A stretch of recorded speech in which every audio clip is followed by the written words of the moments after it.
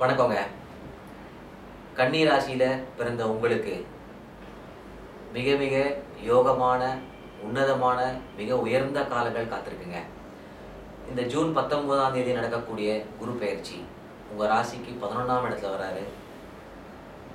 இந்த வருடம் குரு பெயர்ச்சிக்கு அப்புறமா ஜூலை மாதம் ராகு கேது பெயர்ச்சி இருக்குது. நவம்பர் மாதம் உங்களுக்கு 7.5 சனி உங்களை விட்டு போயிடுறாரு.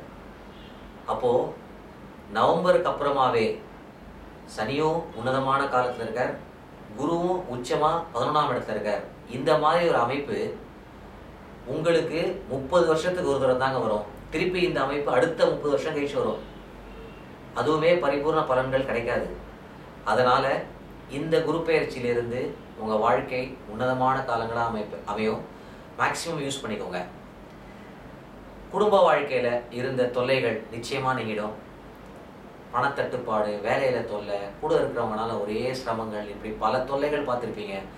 கமிட்மெண்ட்டு, கடன், இது மாதிரி இந்த 2013 பிறந்ததுலேருந்தே இது வரைக்குமே ரொம்ப சிரமங்களை பார்த்த உங்களுக்கு இதுக்கப்புறமா அடுத்த ஒரு 2.5 வருடங்கள் டெஃபினட்டாக யோக காலங்களாக தாங்க அமையும். ஆனால் ஜென்மத்தில் ராகுவும் 7 கேத்தும் இருக்கிறதுனால குடும்பத்தில் அப்பப்போ உங்களுக்கு சட்டுன்னு கோபம் வந்துடும். அதனால் இல்லற வாழ்க்கையில் சில தொல்லைகள் வரதுக்கான வாய்ப்புகள் இருக்குது. உத்தியோகத்தில் கண்டிப்பாக பதவி உயர்வு இருக்குது. இல்லை வேலை மாற்றத்தில் பதவி உயர்வோட நல்ல வருமானத்தோடய அமையும். நீங்கள் பிஸ்னஸ் பண்ணுறதா இருந்தீங்கன்னா கேட்கவே வேண்டாம், பணம் பல வழியில் உங்களுக்கு வந்துட்டு இருக்குங்க. ராகு ஜென்மத்தில் இருக்கிறதுனால வருமானங்கள் வந்துட்டு இருந்தாலும் செலவினங்கள் அதிகம் வராமல் பார்த்துக்கணுங்க. இது ரொம்ப முக்கியம். உடல் ரீதியாக எந்த பிரச்சனைகளும் உங்களுக்கு வராது.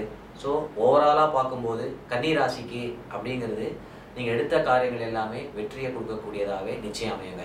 ஏன்னா இவ்வளோ கஷ்டப்பட்டீங்கல்ல, இதுக்கப்புறம் இருக்கக்கூடிய குரு 11ல், சனி 3ல் எல்லா யோகத்தையும் நிச்சயம் கொடுப்பாருங்க. இதெல்லாமே கன்னி ராசிக்கு இருக்கக்கூடிய ஒரு பொதுவான பலன்கள். ஒரு முக்கியமான விஷயம் உங்களுக்கு நான் சொல்கிறேன், கொஞ்சம் கவனிச்சுக்கோங்க. இந்த உலகத்தில் பிறக்கிற இன்றைக்கி ஒரு 600-620 கோடி பேர் வாழ்ந்துட்டுருக்கோம். அதில் 12 பேரில் ஒருத்தர் உங்களை மாதிரி கன்னி ராசிங்க. எல்லாருக்குமே உங்களை மாதிரியான ஒரு வாழ்க்கை அமையுமா கன்னி ராசிக்காரங்க எல்லாருக்குமே அப்படின்னு பார்த்தா நிச்சயம் இருக்காது. அப்போது இந்த ராசிங்கிறது என்ன? 9 கிரகங்களோட ஆதிக்கத்தில் தான் நம்ம பிறந்திருக்கோம். அந்த 9 கிரகங்களோட கூட்ட ஆதிக்கம் தான் நம்ம வாழ்க்கை. அதில் தான் நம்ம சந்தோஷப்படுறோம், கஷ்டப்படுறோம். அதில் சந்திரன்ற ஒரு கிரகம் மட்டும் நீங்கள் பிறக்கும்போது கன்னி ராசியில் அவர் இருந்தார். அதனால் நீங்கள் கன்னி ராசின்னு சொல்கிறீங்க. அந்த கன்னி ராசிக்குள்ள உத்திரம், ஹஸ்தம், சித்திரை அப்படிங்கிற நட்சத்திரம் இருக்குது. இந்த 3 நட்சத்திரத்தில் ஏதாவது நட்சத்திரத்தில் நீங்கள் பிறந்திருப்பீங்க. அதனால் நீங்கள் சொல்வீங்க நான் இந்த நட்சத்திரம் கன்னி ராசின்னு சொல்வீங்க. அது சந்திரனை மட்டுமே கணக்கில் எடுத்து சொல்லக்கூடிய ஒரு விஷயங்கள்ங்க. இதுக்கு கண்டிப்பாக பலன்கள் உண்டு. ஆனால் 100% பலன் கிடைக்குமா அப்படின்னு பார்த்தா கிடைக்காதுங்க. ஒரு 35% தான் இருக்கும். ஏன்னா மீதி 8 கிரகங்கள் இருக்கே, அது என்ன பண்ணுது? உங்களோட ஜாதகத்தில் உங்கள் லக்னம்னு ஒன்று இருக்கும். உங்கள் லக்னத்துக்கு அதிபதி ஒருத்தர் இருப்பார். உங்கள் தொழிலை கண்ட்ரோல் பண்ணுற ஒருத்தர் இருப்பார். உங்கள் கடனை கண்ட்ரோல் பண்ணுற ஒரு கிரகமாக இருக்கும். உங்கள் குடும்பத்தை கண்ட்ரோல் பண்ணுற ஒரு கிரகமாக இருப்பார். உங்களோட புண்ணியத்தை கண்ட்ரோல் பண்ணுற ஒரு கிரகமாக இருக்கும். இது மாதிரி 9 கிரகங்களும் ஒரு ஃபங்க்ஷன்ஸ் எடுத்து உங்களுக்கு அந்த ஆதிக்கத்தை செலுத்தும்.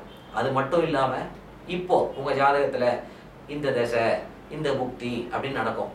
இது எல்லாத்தையும் கணக்கில் எடுத்து இதுதான் உங்களுக்கு 70% உங்கள் வாழ்க்கையில் நடக்கும். அடிஷ்னல் அந்த 30% தான் இந்த கன்னி ராசிக்கான பலன்.